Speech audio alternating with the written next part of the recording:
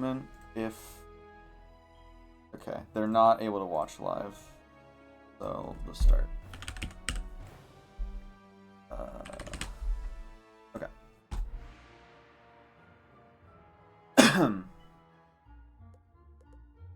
So, let's start on the character selection screen.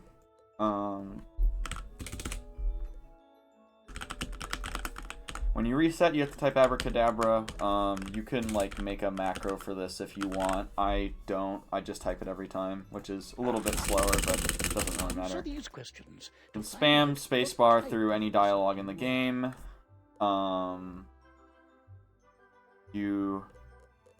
Let's see. Okay. School choice. There are basically two options that are commonly used and viable, which are Storm and Balance. You can technically also play Life, and it's pretty much plays the same as Balance, but most people play either Storm or Balance. Most people play Balance. Storm, you have a lot less health, but you have access to Lightning Strike, which is a 25% accuracy buff to Storm spells, which is convenient.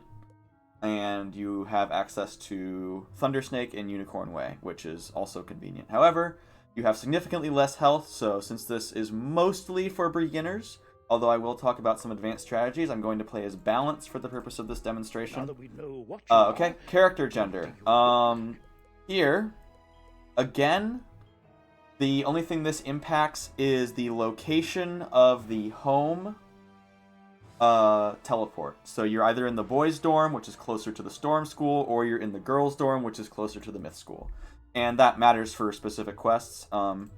Technically, in the current route, which I will be showcasing, it does not matter what your character gender is for Wizard City %. However, I always pick a girl because it has better backups in case I screw up the route for laundry. If you're running a longer category, Crocotopia %, you should pick boy. Harvest Lord % is boy. General Achilles % is girl.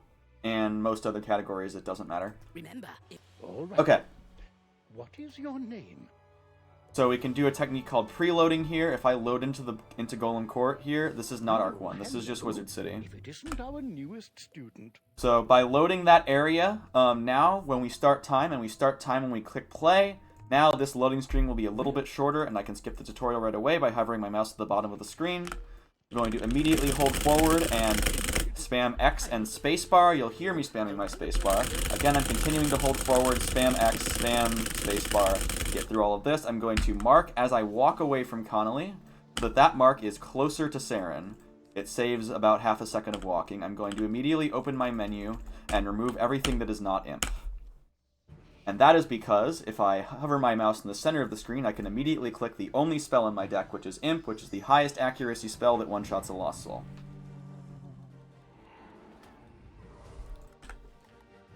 Okay, while the battle is happening, I will go ahead and hover my mouse right around here. This is where the Centaur realm is in the realm menu. I can open that menu with Control-M or with the R key since I've rebound my controls.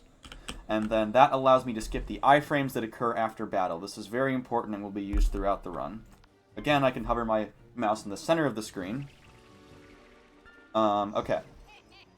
Imp also has the fastest animation of any 1-pip spell. I can spam the page up button to return to my mark, and spam X and space to immediately talk, and then hold backwards to reach this quest. I wanted to put my mark, so again, I'm going to be slow for demonstration purposes here. I want my mark right here, ideally. So if I place this mark by placing page down kind of toward the end of the Saren dialogue, then the server will catch up and the mark will be there. If I place it too early like I did, it won't be in the right spot. I've also picked up the Olivia Dongwillow side quest. This is not necessary, but it gives you a little bit of extra experience and gives you a ring, which gives you 10 additional health, which can sometimes be useful. I'm going to swap my deck to contain a Thunder Snake from my wand, and I will use the same strategy as before, hovering my mouse in the center of the screen and using the only spell in my deck.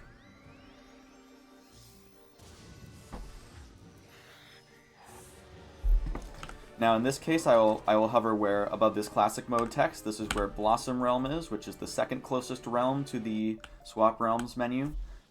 If you are playing at a high traffic time and you don't want to be on first page realms in case you run into somebody, you can hover right here to quickly go to the second or third page and then click a realm and swap that way. I fizzled there, so I can just immediately cast the same spell again. That's fine.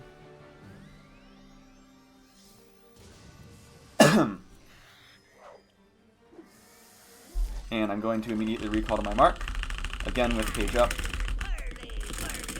and X and space. I'm going to walk backwards. I should also explain, okay, it doesn't matter there, I should explain the quick turn. So you can obviously move forward by holding W, but you can also move more precisely with the mouse by holding right click and moving your mouse to steer your character. This is how you do more precise movement in this game, and always try to take the best straight line between point A and point B, as I'm doing here. If I hold the left click, you can see I can pan the camera without changing my facing direction, and if I hold both left and right click at the same time without holding W, that also moves me forward. And I can use that by doing this. If I want to turn on a dime, I can hold left click and then hold W and press right click. I'm going to show off another strategy here by getting pulled by that fairy while I classic swap at the same time. I will teleport immediately to the where that fight would normally pull you to, which saves about a second. Don't do this. It's a bad idea and it's not worth it, but I do it because I think it's cute. I start spamming spacebar and then I repress W as soon as that text is removed because Lady Oriole interrupts you there. I don't mark here. It's better to keep the mark at Saren. So because I was talking, I forgot to do 3 crucial things. So you should set up classic mode so that you can do the thing I said with the fairy if you're interested. You should go ahead and equip the ring and the hat just for extra stats, and you should also put Imp in your deck. Those are the 3 things you have to do while you're walking a Lady Oriole. The classic mode one doesn't really matter, but you gotta put Imp in your deck so that you can kill the fairy if you low roll with the Thunder Snake, and you should put on your gear. The other thing I can do is I can set up my backpack to be in the amulet menu for later, because the next piece of gear I want to put on is an amulet. So as you can see, we got a good roll of Thunder Snake there. This is where it's helpful to be Storm. I'm going to walk backwards into that bone cage. If I move my cursor up and down while walking past the bone cages, the bone cage will not redirect me toward it. Normally when you interact with an object in this game, you will move toward it. Like you will start facing it and you will start moving toward it.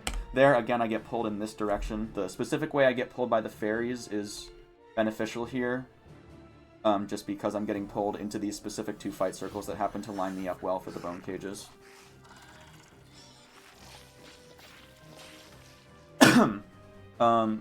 If we were Storm here, we would have a Thunder Snake that does 10 extra damage, which means that we're more likely to kill the fairies in one shot. Here we actually happen to kill both fairies in one shot anyway, which is very lucky.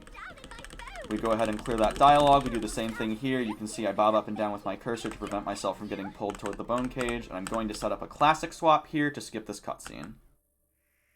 Classic swap is like a realm swap. We just go into this menu. I have memorized where it is on the screen. Then I'm going to change classic mode either on or off, and then click OK, and that will get me through that menu. I can begin holding up. I can hover my cursor here. I can teleport away as I am spamming away that quest. Once I have received the second half of that dialogue, I am safe to teleport away. And then I go ahead and use my mouse, which I had hovered over here in advance, to equip my broomstick while I'm teleporting. And then I'm going to, again, use the right-click mouse movement to kind of make my way through all these enemies, taking the best lines I can without getting pulled. I'm going to put in 2 Scarabs and a Fire Cat into my deck for Rattlebones. Right here, make sure that Rattlebones talks to you before you enter the fight. If the server is being particularly slow, you can end up entering the fight without talking to Rattlebones, which will cause you to have to redo the fight or close out of the game. Okay. I'm going to use Thunder Snake on the Dark Fairy on turn 1, hoping to one-shot. If it doesn't one-shot, I will use Imp. And we are getting very lucky. Even though I'm stopping to explain things, I think this is actually going to be a sub-8 Unicorn Way, which is pretty solid. Rattlebones also fizzles there. I'm going to go ahead and use Scarab against Rattlebones. If it rolls 65, I'll follow up with Fire Cat. If it rolls 75, I will follow up with Scarab. And if it rolls 85 or higher, I will follow up with Imp. because I want to use the highest accuracy spell that I can that is guaranteed to kill Rattlebones. You can see I took 1 less damage there because of the helmet I put on, which doesn't really matter, but it matters more if you're Storm, to have the Storm resist that you get from that hat. And then we'll immediately teleport back. And then, coming up, we're going to use the end key to teleport to the commons out of this dialogue. So we're going to spam end here at the end of this dialogue. You can also get it kind of at the beginning of the dialogue if you are good at the game. I'm going to walk up here facing forward and mark and then turn around. This is because the mark has a 30-second cooldown and I'm kind of trying to use up a little bit of extra time. So now we're going to walk over to Harold Argelston. We're going to clear everything out of our deck. And we're going to head into the library. As soon as we start talking to him, we can port away. That's not true for every quest in the game, but it is true here. I would say don't do that type of, like, go ahead and wait until after you've finished the dialogue to teleport away until you're comfortable, because if you screw it up, you end up losing a lot of time. We're going to mark it Ambrose. And then we're going to teleport home. See, so that's an example. Oh, I actually didn't screw it up. Okay, I think I got the quest there. I actually can't tell. So that's actually a good example of me screwing it up. No, okay, that worked. I actually couldn't tell. So you can see that it's taking a long time for dialogue to load. That's because the server is running a little bit slow right now, and that's just kind of the reality of the matter. We're going to go ahead and train both of our spells by spamming space and enter. We're going to come back here and talk to Lincoln, and then we're going to head into the Storm School to train Thundersnake and Lightning Bats, again by pressing space and enter. Once again, I'm going to interact and then teleport while I train the spells. Again, as a beginner player, you should not do this until you are comfortable with the controls of the game. Okay, and then we're going to spam this, and as soon as we have the new quest, which still hasn't shown up because we're getting insane lag, hello, let me out. I think I got the quest. So, as the quest is happening, I don't have the quest. Okay, this is really weird. We're getting some pretty bad server lag here. That shouldn't happen. Okay, and then while you're in the quest dialogue, you can go ahead and open this menu and go to the loyalty store, assuming I got the quest. Okay. And we're going to immediately walk into the amulet shop, place our cursor right around here, right below Ambrose's mustache, and then we're going to buy a Storm Slither gem. We're going to teleport to the loyalty shop again. I'm doing that quickly by clicking and then pressing enter on my keyboard with my left hand. And then we are now in Old Town. I'm going to go ahead and clear everything out of my deck. I'm going to talk to Muldoon and Mark at Muldoon. He's going to give me the Pet Tower quest, and in the Pet Tower we're going to have a couple of strategies to talk about. I want to remove everything from my deck except for Scorpion. So there are 2 big pieces of tech that you can use in the Pet Tower relating to the way that the play as pet mechanic works. So normally when you play as a pet, you move significantly slower, but we have a couple of pieces of tech that we can use to circumvent this.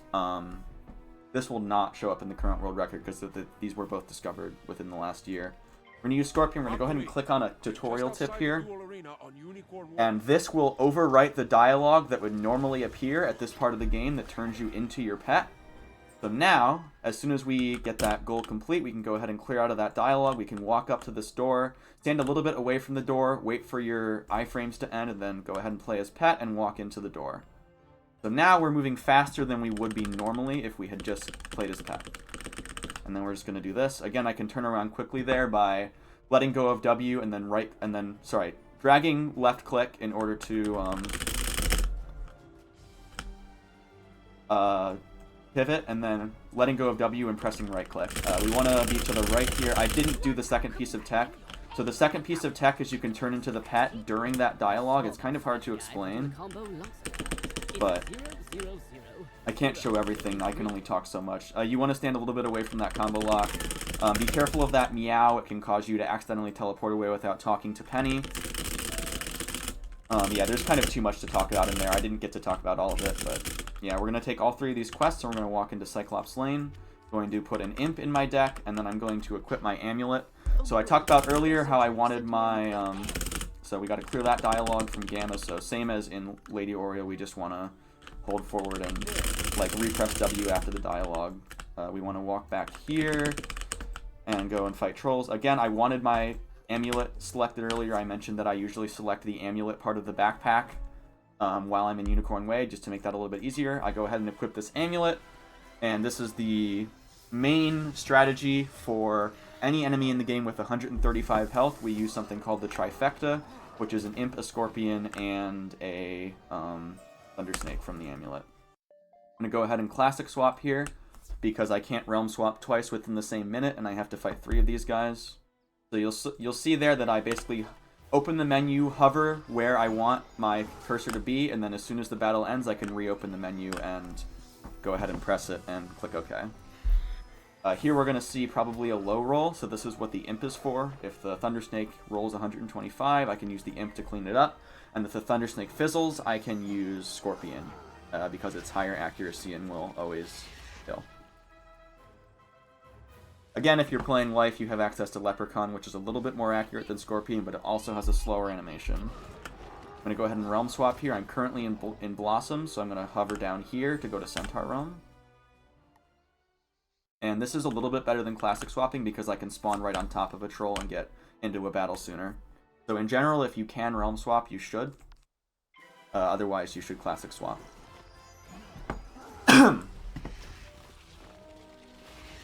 So coming up is a kind of technical part of the run. This is the laundry quest line. So funny enough, I do actually get to show off all 3 parts of the trifecta, so the game is playing nice with my explanatory purposes here. So because we fizzled Thundersnake, we now have 2 pips and we can cast Scorpion. Okay. So coming up on Laundry, I'm going to go ahead and select a different quest for some kind of advanced tech. New players shouldn't really pay attention to this, but as I'm teleporting back, I'm going to go ahead and select a different quest here. And then that means that while I'm in this dialogue, I can open up this, and that clicking at the top of that little quest thing is what's called a world teleport. And that lets me teleport to the commons without triggering the 30-second cooldown that would normally happen when you teleport to the commons. Because that cooldown affects both of these teleports. If you have that cooldown active, then neither of the teleports within the Crown Shop will work. So again, here I'm going to talk to Cyrus and then open this dialogue, and I'm going to use my loyalty store teleport to get to the robe shop for laundry.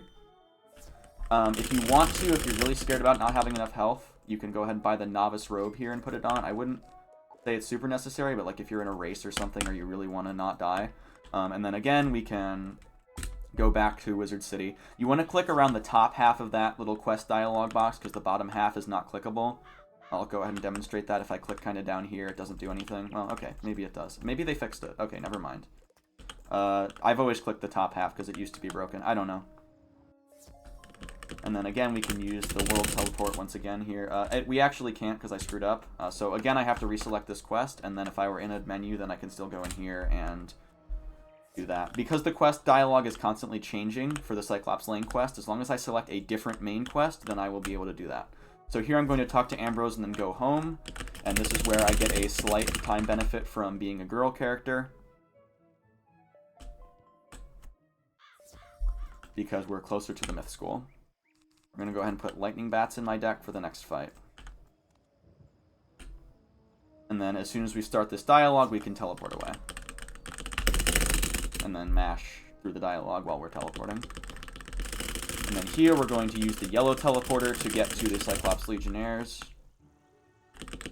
And as we're entering this battle, we can go ahead and equip this sturdy blade for 20 extra health. So here we're using bats, so we can hover over this little area of the screen. You can tell kind of where it is based on this part of the battle sigil. And then we just spam spacebar to pass as quickly as possible. Since there's only one spell in my deck, I can hover the middle and immediately click it and use it. Unfortunately, we fizzled, but that's okay. We just have to do another battle. If I were Storm here, I would be a little bit worried about my health, but 400 is good enough to survive this battle.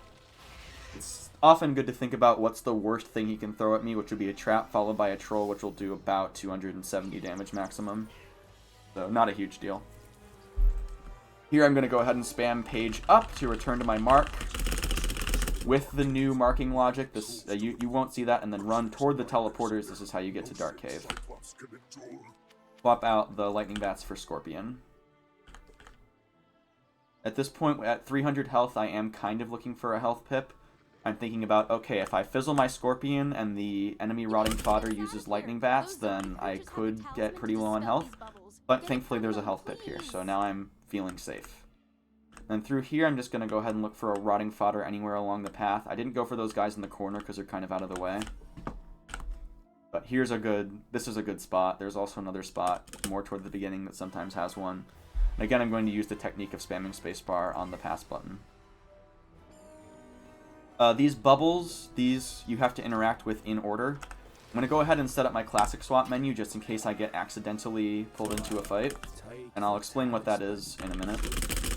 Again, I can just click X and spam space to get through any dialogue. So let's say I accidentally get pulled here. I can go ahead and open my menu and do that to get out. So if I ever get pulled, as long as I can classic swap before the battle begins, then I won't have to quit out or flee. Normally, if you fail that and you end up in a battle, the best thing to do is to quit out and go back in. And I opened the classic swap because I know that there's a lot of enemies in this area that I can accidentally get pulled by. And then here, as soon as we interact, we can go ahead and teleport once again. And spam through this. If you fail to complete that dialogue before teleporting, the game will soft lock. So, unless you're feeling confident, do not do that. Again, we can have lightning bats and imp here for warhorns. This is one of the tougher fights. So I'm always going to pass on turn 1 because I'm not Storm and I don't have access to the accuracy buff. So here, there's kind of competing theories. These guys will die to 3 out of 5 rolls of lightning bats, so I'm actually going to not use my pet assist. The pet assist is an additional spell that you can cast on the same turn, which will do a pretty slow animation and go ahead and deal 45 damage. So if I had gotten a low roll on the bats, the pet assist would back me up.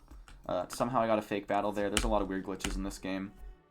The pet assist will back me up and make sure I kill in 2 turns, but if I'm not worried about my health, I generally don't pet assist, because if I fizzle, then I have to wait for the really slow pet assist animation before I can cast again. For the purposes of demonstration, I'm going to do a pet assist here, just so hopefully you can see what that animation looks like.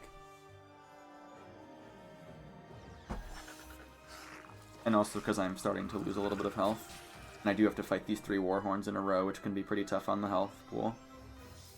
So, if we low roll here, which we don't, okay, so lasers means, or the fast swooping animation both mean that you are fine. Okay, so here I would pet assist because I'm feeling low on health. I really want to make sure that I finish this battle in 2 turns, so I would go for a pet assist. Because if he hits me with something twice, and the battle goes on for 3 or 4 turns, I could end up dying. So here I'm going to use pet assist, and you do that, again, by clicking here, clicking on the enemy, and then casting your regular spell. And here, this is the downside of pet assist, so now, because I fizzled, I have to go ahead and wait for the pet to walk out slowly into the center and cast the animation for the pet assist spell, which does take a pretty long time.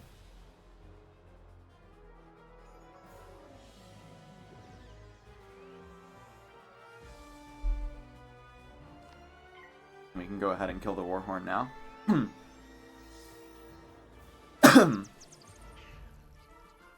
So again, there I got a high roll, 313. So that would have one-shot, so the pet assist essentially just wasted time. I have to talk to Romulus here, and then I can go ahead and teleport away and leave Cyclops lane. Because the quest line is bugged, and I actually don't have to fight Achilles.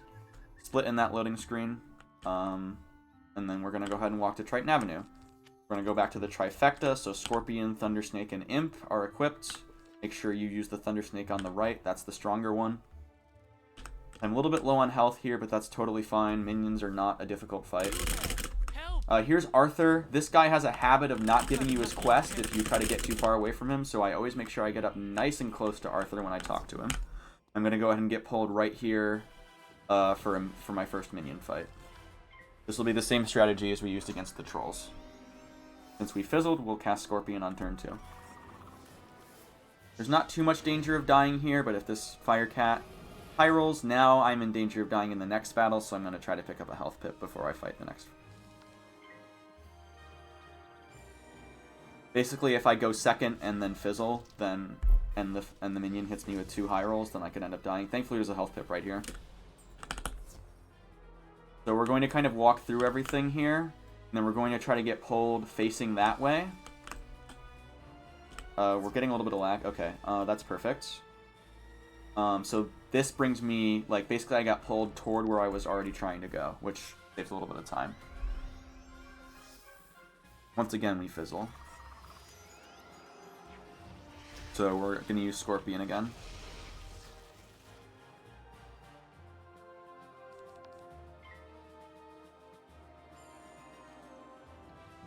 I don't think if there's any other, like, general speedrunning things that I haven't explained. I don't think so. We're going to realm swap again here. And I'm hovering above the classic mode text. That's where the Blossom Realm is. So realm swapping has a longer loading screen than classic swapping, but because you can spawn on top of the enemies, it's generally considered better. If you see there's an enemy that's already going to walk, like, right on top of you, then you can classic swap instead.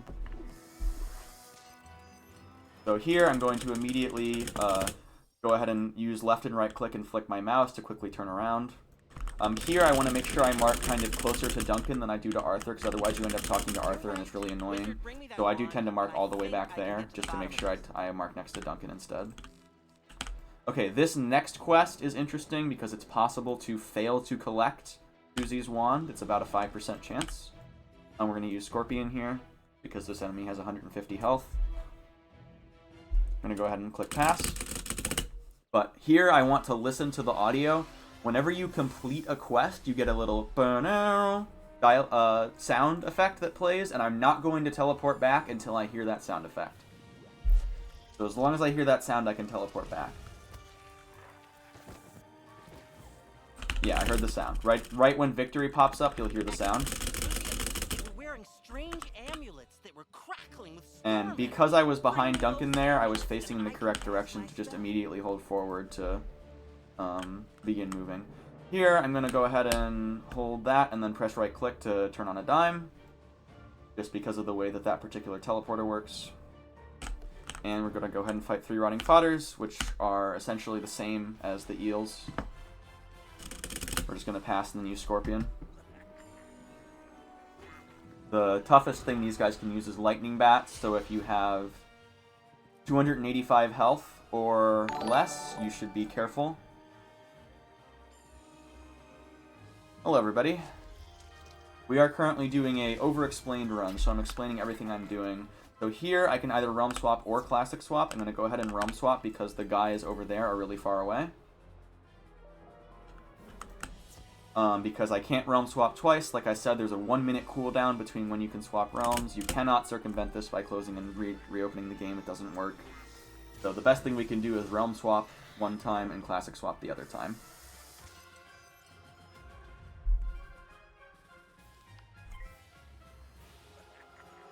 Myth Shield is the best thing this guy can use. He can either Myth Shield or pass, and it takes the least amount of time. If he casts anything that has an animation, obviously you're losing time. So here, that was the second fodder. We're going to go ahead and classic swap now because we already realm swapped, and you can see that I'm going to have to move a lot less than I did the first time. So that worked out good. Again, we spam pass and we use Scorpion. Same idea. I'm going to go ahead and use his natural attack, which is the only spell he has that the electric eels don't have.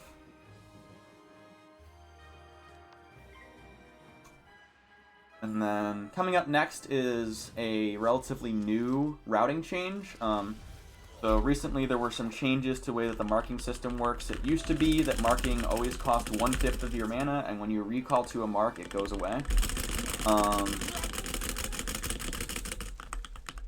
I happen to notice there, I always hover over my gear when it gets dropped if I have the chance. I did happen to pick up a slightly better Athane there. So I'll go ahead and put that on while I'm moving here. So here, I'm going to do a kind of a weird mark position. I'm going to go ahead and go over here, and then I'm low on health, which is not good. I'm going to go ahead and mark basically kind of right in front of this teleporter, and you'll see why later. Okay. This is what's called an early screamer. I can go ahead and get pulled kind of right here, and the screamer will move me all the way over there. I forgot to put lightning bats in my deck. Always make sure you check your deck as you're entering a battle. Sometimes you can very quickly add something to your deck if you forgot to add it like I just did. The 380 health is a little bit sketchy for screamers. If I was in a race, I would probably go pick up a health wisp before entering this fight. But most of the time this is fine, but if you fizzle and they use Cyclops, you could be dead. It has happened to me before. Because these guys do know Cyclops, which deals up to 325 damage or more than 400 with a trap. So I'm going to go ahead and pick up that health wisp. So out of this fight, you kind of want to go backwards from the sigil, because remember we got pulled in this direction. And then we're going to go ahead and head into another screamer fight right here, if I can get pulled. Okay, there we go. And we want to get pulled kind of over here, closer to the cog. if we can. So basically past this sidewalk. As long as we're past this sidewalk, we'll get pulled into this fight sigil over here, which is closer to the cogs. We're basically going to collect that one cog 3 times, because it'll respawn between fights. That's kind of the idea.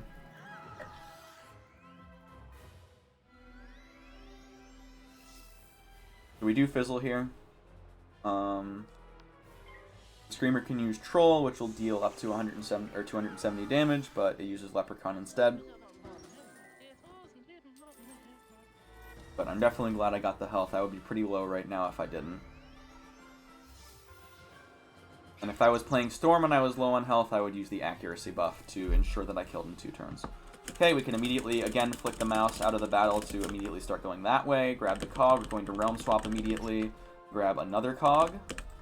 That also clears our iframe so that we can immediately move backwards, and there's a person here. Okay, that's not good. Let's see if I can get pulled into a different fight than that person. That'll happen sometimes.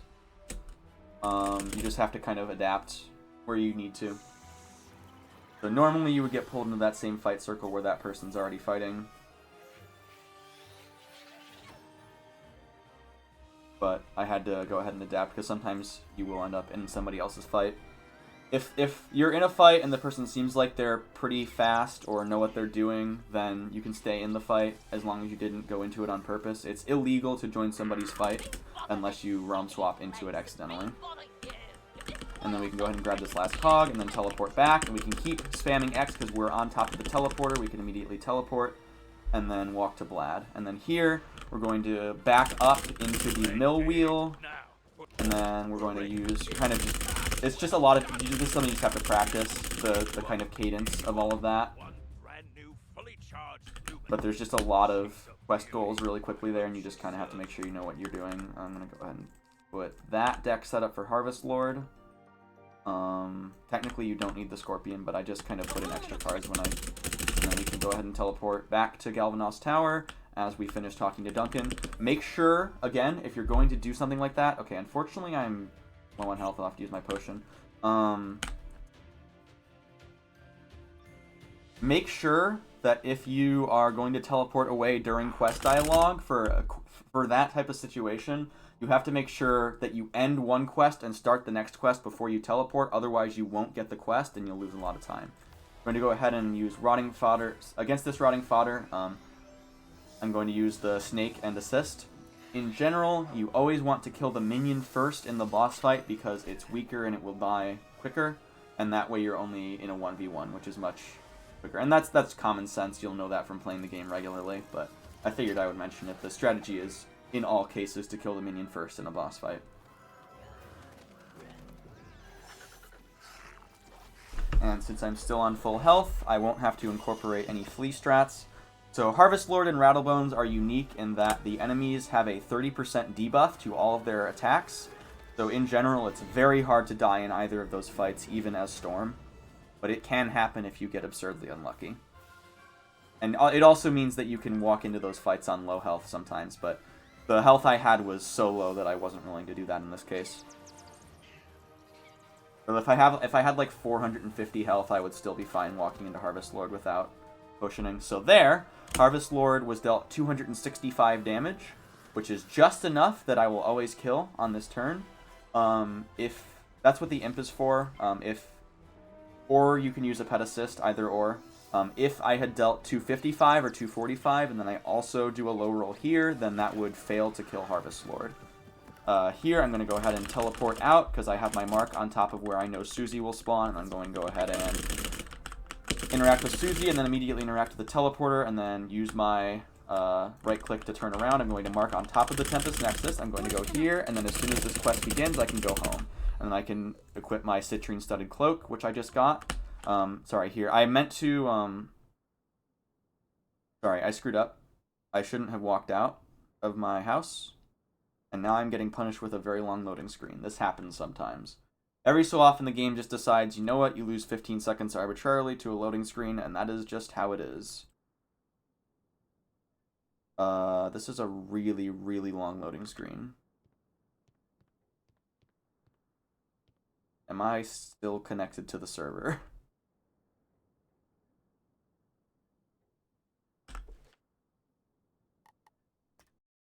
So if you get a loading screen like that, sometimes it makes sense to just quit out and rejoin. And we're going to go home. So here, when we go home, we can go ahead and pick up all the objects in our house. I think the default hotkey for this is E. I have it set as X, so you click on it and then you use whatever the hotkey is. And then we're going to go ahead and go over here and talk to Halston Baelstrom. While we're here, we can also train Thermic Shield, which is potentially useful against Alakane. Again, we train spells by opening the Train Spells menu and then spamming space and enter, and then we can teleport back. So we set our mark on top of the Tempest Nexus so that when we teleport back and we spam X, we immediately activate it. And we're going to go out here. We're going to go to the front gate, set a mark at the front gate, and then walk to Arthur. You can also just walk directly from Susie to Arthur. It takes about the same amount of time, I think. I don't actually know how much of a difference there is. Here we can talk to Arthur. We have to make sure we get his quest, and then we can teleport back to the front gate. Again, as soon as I teleport, I'm kind of swinging around my mouse, my left-click mouse, and then using right-click to cause myself to immediately turn in a particular direction while not holding W. If you're holding W, the quick turn doesn't work. Okay. I'm going to go back to the trifecta here. So we're about to fight some more haunted minions. One thing I forgot to do in this run is pick up the Gloria quest. So when you are picking up all of the quests for the 3 streets, when you're talking to Muldoon,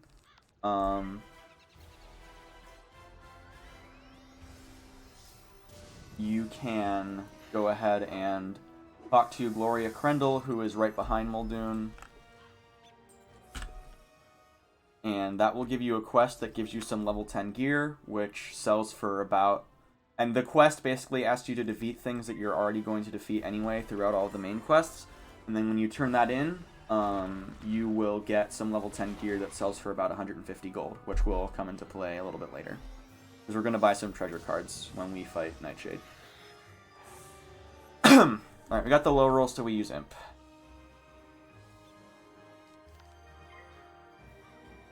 At the end of this fight, we're going to recall to the mark that we set in front of Private Quinn. This saves less than a second, but ever since the changes to the marking system where it costs significantly less mana, it's perfectly acceptable to use mana in this way.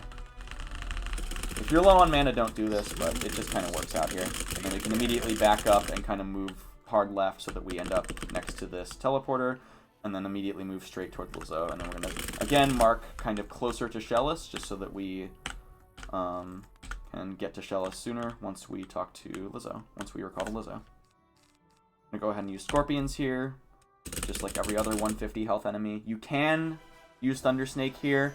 It kills on 2 out of 5 rolls, and if you do manage to get that lucky, then you do save a little bit of time. I don't think this is worth it. Some people do. It kind of just depends. If you're low on mana, you can also try to go for Thunder Snake for that reason, since it only costs 1, but yeah. I should Realm Swap there instead of Classic Swap, but it doesn't really matter too much.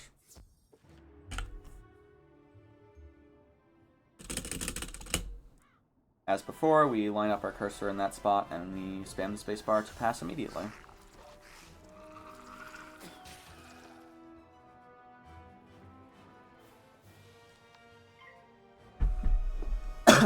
And then the next fight is going to be Pathfinders, which is the most difficult mob fight in the game, so I think I'm okay on 500 health, but if I was much lower than that, I would definitely be looking around for some health wisps. And then we can do this. We can turn around again by panning our camera and then letting go of W and pressing right click. We're going to mark here, and then we're going to pick up this health and head to Pathfinders, making sure we have Lightning Bats in the deck. I'll throw in an Imp just in case I forget to assist, but I'm going to go ahead and use Pet Assist on both of these fights because the high roll... The way we get screwed on Warhorns, where you fizzle and then high roll and you lose time, is less relevant here because we only kill on 1 out of 5 rolls instead of 3, because we don't boost anymore, because we're not fighting a myth enemy. So I basically always use Pet Assist in this fight. So we can see there's Fire Elves coming towards us. If I happen to see there's one that's about to get to me as I finish the battle, then I'm going to classic swap. Otherwise, I'm going to realm swap. It looks like I'm going to realm swap in this case. I don't remember which realm I'm in, so I'm going to kind of hover my cursor in between the two realms. Like I'm in Centaur, so let's go to Blossom.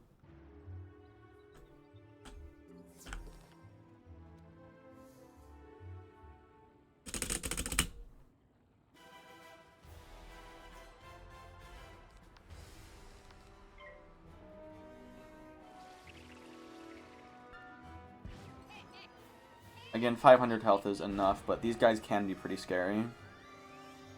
Just because of how much health they have and how you can fizzle and not kill them. We did get the high roll there, so that's what it looks like when you one-shot them. You should get familiar with what that animation looks like. Yeah, one thing I haven't talked about is spell animations, so... Thunder Snake, there's 3 animations. One of them is 105 to 115, one of them is 125 to 135, and one of them is 145. Or that's the regular. Add 20 to all those numbers for the one from the amulet. But if basically you can learn to discern the difference between those 3 animations just to get a better idea of how much damage you're doing. Doesn't really matter, but it's just something you'll learn. There I walked into Greta's house and immediately marked. Unfortunately, just holding the S key to go backwards doesn't actually put you back in the loading screen because Greta's house is kind of a weird shape, so you have to finagle it a little bit to actually get to the loading screen efficiently there to get back out of her house. But you walk in, that triggers the dialogue, and then you mark and walk out. That's basically how that part goes. Again, if you're low on mana there, you can avoid marking. If you're low on mana, you don't mark Lizzo, you don't mark Quinn, and then you don't mark right there inside of Glorious, or inside of Greta's house. But typically, you will level up right before you enter Firecat, so you shouldn't be too strapped for mana.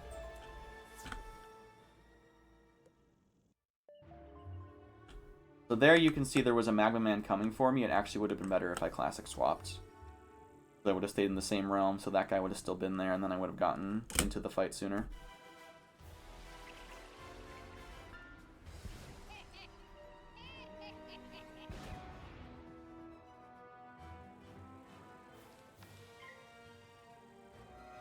So fizzling can kind of starve you of mana here.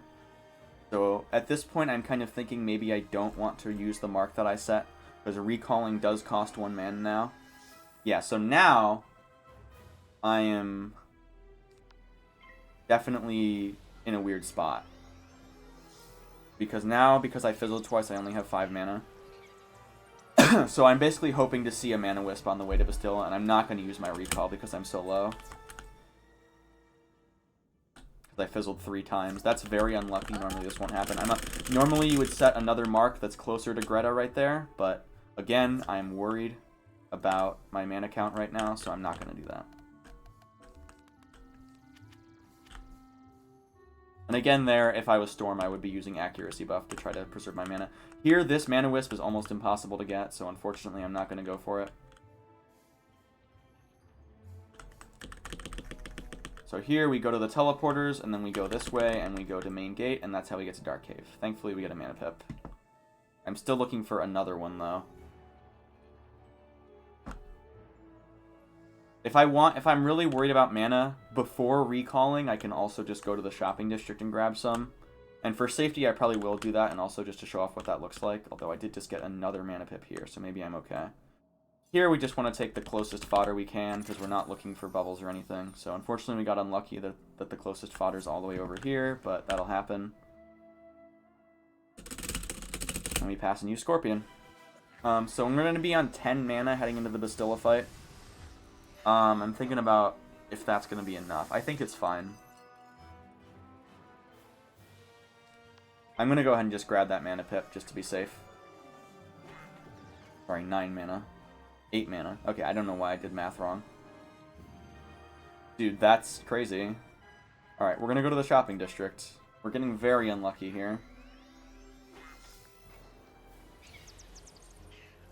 I definitely need at least 6 mana for the Bastilla fight. Maybe 7. Yeah, I don't feel comfortable on this amount of mana. So I'm gonna go ahead and go to the shopping district here. So again, we do that by going in the top left of our screen, clicking on the crown shop. We're going to click this button and then click enter to teleport. If you have the chat box open, sometimes clicking enter doesn't work. Again, unfortunately, it's Friday night. I'm just gonna grab a little bit of mana here. I don't need to fill up all the way, just as long as I feel like I have enough to get through this part of the game up until I level up. It is sort of worth learning when you level up. Again, I'm gonna move my mark closer to Greta. Now to get to Bastilla, walking there directly is fine, but it's marginally faster to do this. So again, we're going to walk to Alicane, and then we're going to use the teleporter. I'd love to get that health pip, but it's impossible. So we're going to use the teleporter, then we're going to use the yellow teleporter, which is right here, and then we're going to walk this way. Again, I'm going to open the classic swap menu just in case I get pulled there, so that I can use the classic swap feature to get out of it. Here, I have to go for this out of the way for a health pip because I'm low on health. 537 is a little bit sus for Bastilla, but since there's no health pips nearby, it would lose me a lot of time to get more health, so I'm just going to go in like this. So we're going to go 2 lightning bats, 2 scorpions, imp, heartbeat, and thundersnake should be plenty. If you are playing Storm, you can swap out one of the scorpions for the accuracy buff. You should never have more than 7 cards in your deck. So here I'm going to play Thundersnake on turn 1 again with the assist. If I had 8 cards in my deck, there's a chance that I would not draw Thundersnake on turn 1. Now, if I'm doing a Krakatopia run, and the first card I want to cast is Balance Blade, and I have 2 copies of Balance Blade, then it doesn't matter. Because I will always draw at least one of them if I have an 8-card deck. So then I can have up to 8 cards in my deck if I'm doing that. But this is not Krakatopia, this is Wizard City, so in Wizard City you should rarely, if ever, have more than 7 cards in your deck. I'm going to pass here. So here, when we use Lightning Bats, Bastilla only has 440 health, so sometimes when we use Lightning Bats, we will get her into range that we should use Scorpion. Typically, if I get a 275 or a 285 here, I'll use Scorpion, or if I'm just low on health, I'll use Scorpion and Assist. So there's a 275, so Bastilla now has 165 health. So I'm going to use a Scorpion, because even though the lowest roll doesn't kill, as long as I assist, then there is a 72% chance that I will kill, which is basically the same as the 75% chance of not fizzling Lightning Bats. And then there's a 18% chance that I will kill with the slow assist animation, and then a 10% chance that I will fizzle. And we don't low roll. Here, there's some drops you can get that are pretty good. If you get an amulet drop from Bastilla, you should definitely check what it is, because it can be useful later. So we're going to go to Gloria here. We do that by going to the shopping district. Because of the way the timing works out here with the 30-second cooldown, we can actually just go buy a potion for free right now. We can also do this. I did a little bit of slow movement. We can turn in that quest, which doesn't really matter. We can go to the commons and pick up a potion. I can do that with a regular commons teleport, just pressing end to go to the commons, but I just used the world teleport because I wasn't thinking about it. We're going to buy a potion just because we don't have one, and then we're going to teleport back. If you use page down, or if you use page up to recall, you can actually teleport from within the menu, which is pretty cool. It's normally grayed out, so it doesn't seem like you should be able to.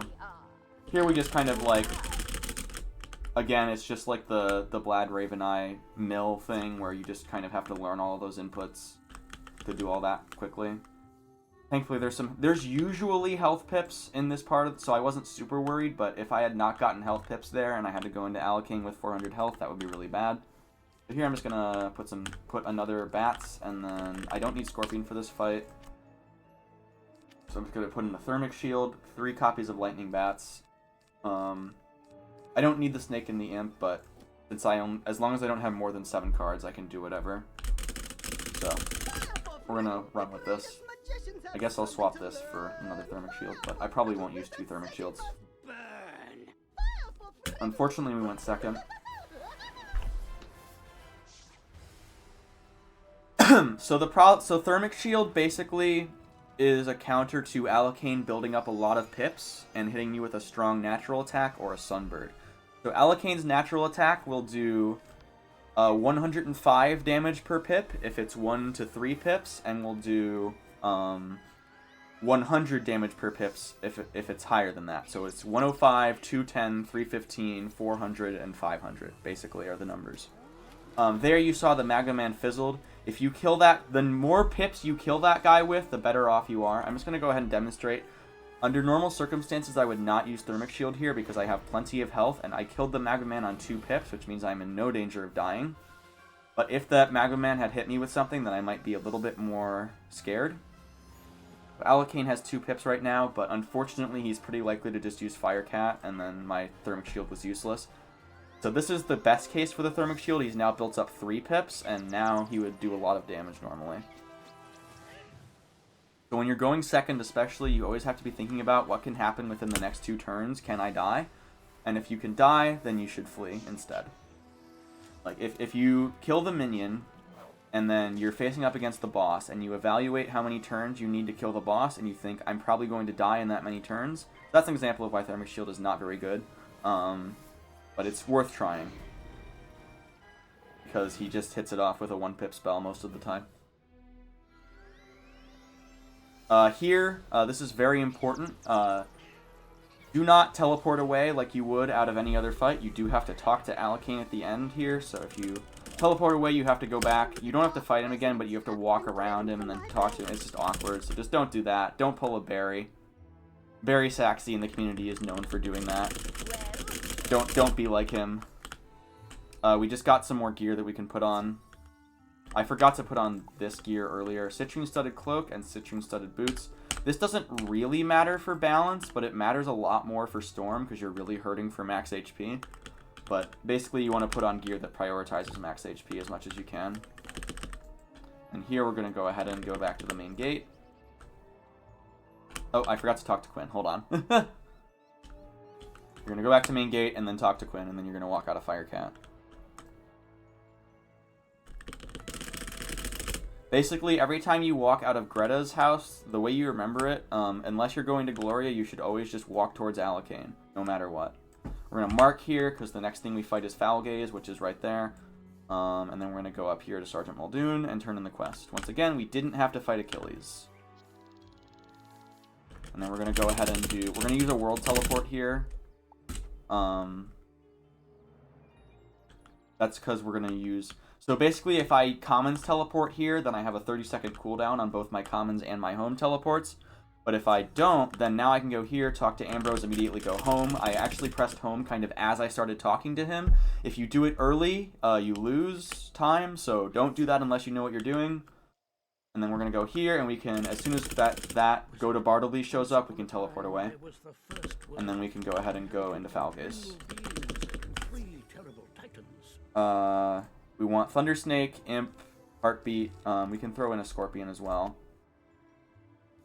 As long as we have less than 7 cards. This is basically just a harder version of Bastilla. Foul Gaze has a little bit more health. We're going to use Assistant Snake on turn 1, just like we've done in most of the other boss fights. Since we're balanced and we put on all our gear and we have 800 health, so we should not have any reason to flee here. So basically the way it works is if you are fighting this kind of fight and you die, there's a pretty good chance the minion will respawn. But if you flee, the minion usually doesn't respawn, so you would flee and then use the dungeon recall to come back and use a potion and then immediately re-enter the fight. It only takes like 5 or 10 seconds. And then you would be fighting just Foul Gaze by himself. And you would also have a chance to maybe go first if you went second the first time. So here we're hoping for a high roll. If we get like really lucky with the damage rolls, then we can actually kill Foul Gaze with just 2 lightning bats.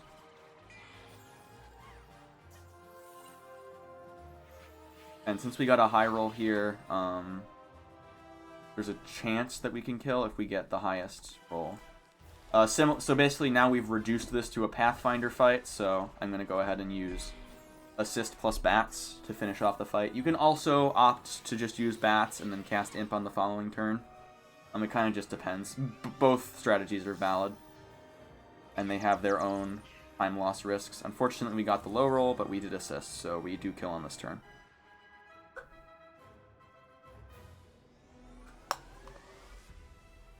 little bit unintuitive, but I am going to go ahead and teleport out of this fight.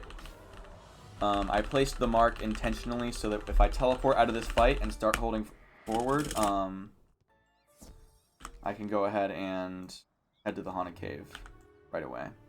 That basically the mark, when you mark while facing a certain direction, it stores the facing direction. So if I just hold forward there, I'll always move toward the Haunted Cave, or toward the Triton Avenue, which has Haunted Cave. We're going to go ahead and use the Galvanos Tower teleport here. Again, I'm going to make sure I have the classic mode menu open because this is a very easy place to get pulled. In fact, I'm just going to get pulled, probably. Okay, I actually didn't somehow. Okay. And then, we're going to go ahead and enter here. I'm going to talk to Daisy. I'm going to go ahead and feed this ring of all these rings to my pet to try to get treasure cards. Only do this with rings, athames, and amulets. If you do it with other gear, it loses you money, so you don't want to do that.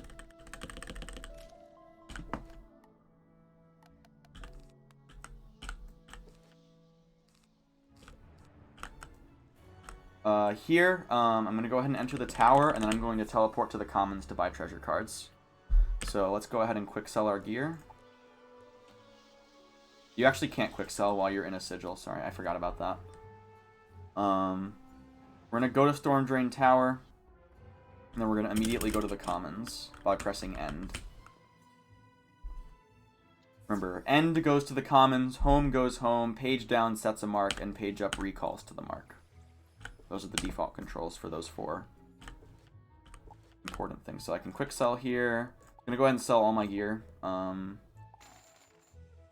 Because I forgot to do the Gloria quest, I actually don't have enough. I need to go ahead and do a little bit of extra menuing to sell some treasure cards as well. I actually still don't have enough. So yeah, this is why you do the, let me see. So we want to go Storm Spells, we want to buy a Kraken, and we want to buy a Storm Trap. So for demonstration purposes, I do need to make sure I have enough gold.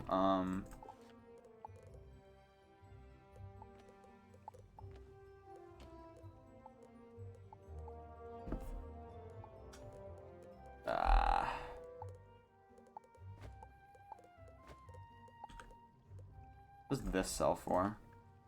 6? Alright, never mind.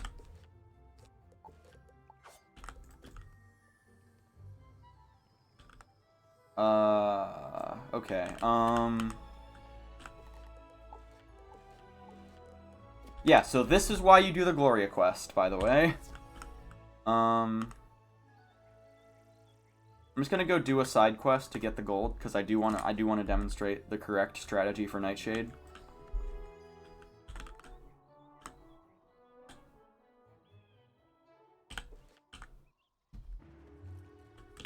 Sorry about that. It's a little bit awkward. So make sure you do the Gloria quests, and this won't happen to you. Let's do this one. 20, that's not enough. What about this one?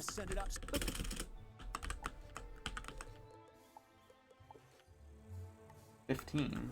Oh, but it gives me 1 that I can sell. Okay, that should be fine.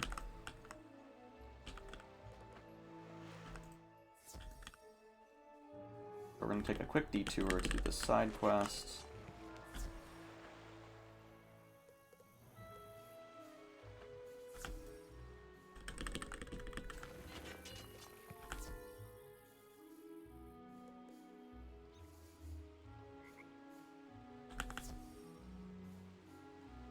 All the way over here. Always forget.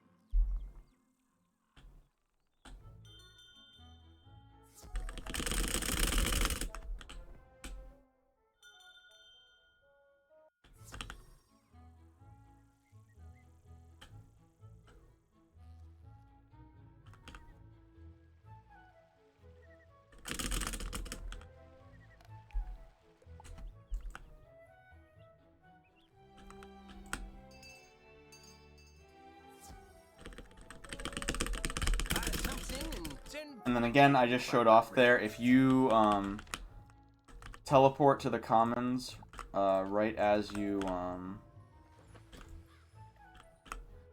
if you use the commons teleport right as you start a dialogue, it does work.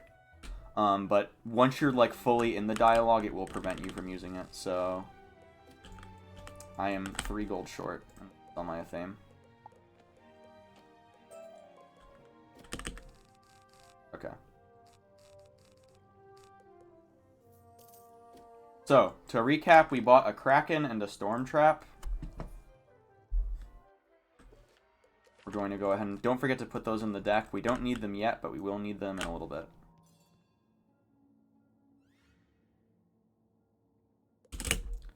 So, Field Guards are awkward. Field Guards are the most difficult mob in the game.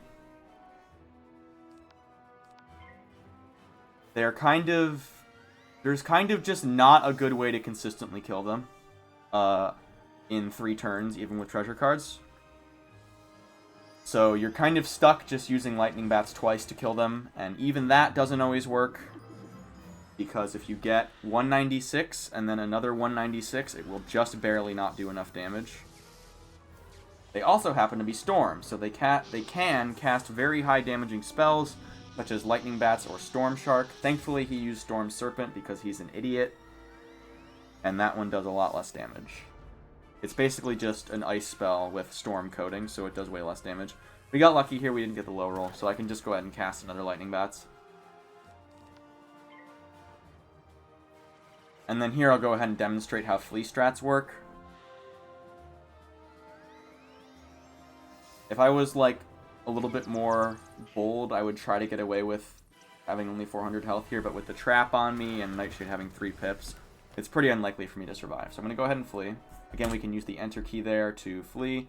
Just immediately click our potion key. There is a hotkey for that. I think it's Control O by default.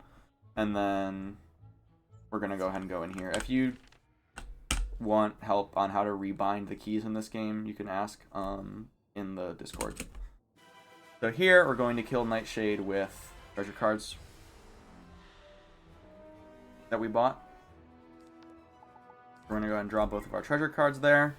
Since we only have 5 cards in our deck, we don't have to discard anything to draw them, which is convenient. And we're just going to pass until we have enough pips to cast Kraken. If you're not using treasure cards, you should do 2 Lightning Bats, and then depending on how much health he has left, you can either do a 3rd Lightning Bats or follow up with a Scorpion. So, for example, in Crocotopia percent, I don't use treasure cards because I have to save the money for other stuff later. And that's the strategy that I would use in that case.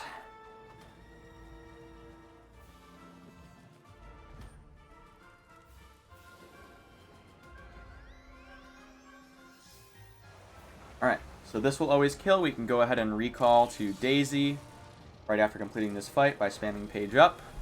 And then we get to fight Field Guards as a mob fight, which is very annoying to do.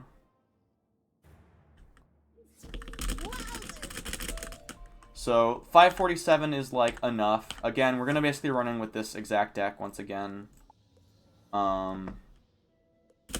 We're going to use bats and then probably just use bats again. Unless we get a really high roll, we might go for Scorpion.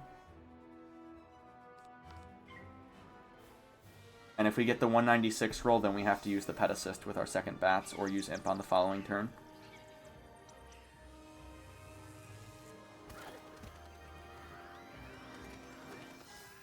I can also just Scorpion plus Assist if I'm low on health. In this case, I think I'm going to be fine. The other problem with this quest is it's not guaranteed to get the drop. It's about an 80 to 85% chance to get the drop from each of these guys. So basically it's the worst quest in the entire run, and it's right at the end, which is very unfortunate. Here you can see he only has 175, so you can kind of justify using a Scorpion with an assist there, but I'm just going to go ahead and use Lightning Bats. As you can see, you get pretty beat up in these fights. They are quite tough. So I am, instead of realm swapping, I'm just going to go ahead and try to grab some health before I go back into the next fight. If you get really lucky and you don't get hit too much, then you don't have to do that, and you can save about 5 seconds, but just to play it safe there, I'm going to go ahead and grab the health and then go back into the fight. If you stop to grab health, if you try to classic swap or realm swap late into your iframes, you can get what's called a fake battle, where you basically carry out the entire fight, and then at the end the game pulls the rug from under you and suddenly decides that this battle actually didn't even happen, and then you don't get credit and you waste an entire minute. So do not do that under any circumstances. If you're going to realm swap or classic swap, do it at the beginning of the iframes or while you're out in the sidewalk. Don't do it in the street at the end of iframes, otherwise you can cause yourself a major headache. You can also get something called the mount glitch that way, which will cause you to randomly teleport all the way across the map when you don't want to. Just don't do it. You just gotta trust me on this one. There are a lot of kind of miscellaneous glitches in this game that can cause problems or occasionally help you in speedruns. Okay, we're going to go ahead and recall to our mark at day... Oh, just kidding. Learn from my mistakes. So once again, just like we talked about with the electric eel, the Susie's Wand quest, you can listen for the sound effect that tells you that you collected the quest item. And if you don't hear that sound effect, you don't teleport.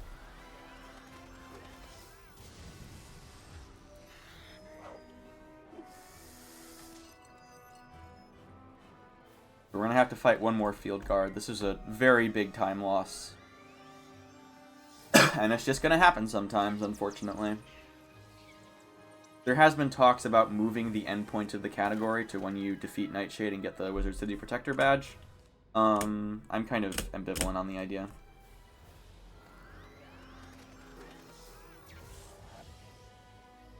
But if that does happen, then you can ignore this part of the tutorial. Or use it only for Krakatopia. I'm just gonna show off that this is a strat you can do for these fights. If I was like low on health and I really wanted to make sure I killed on this turn, I can just go ahead and use Scorpion. I got it high enough for a kill anyway, so it didn't lose any time. All right, we're gonna go ahead and go to World here. This is the last quest. Time will be when we get our spell at the end of this quest. I'm going to talk to Ambrose, we're going to mark Ambrose, and then during this, we're going to go ahead and go to the commons, kind of as that dialogue starts, as I've been saying. And we're going to take a sharp left turn and head to Nightside. And if you remember all the way back in Unicorn Way, we used a classic swap to skip a cutscene. We're going to do that again here. So as we walk into the school here, I'm going to go ahead and get ready my classic swap menuing. And then we're going to classic swap right now. And then that will skip that cutscene with Malastare. And then that's time. Okay. I don't think anyone is here that is interested in the run, but people can ask questions in chat if they want, or if you think, experienced runners, if there's anything that I missed that I should talk about before I end the stream.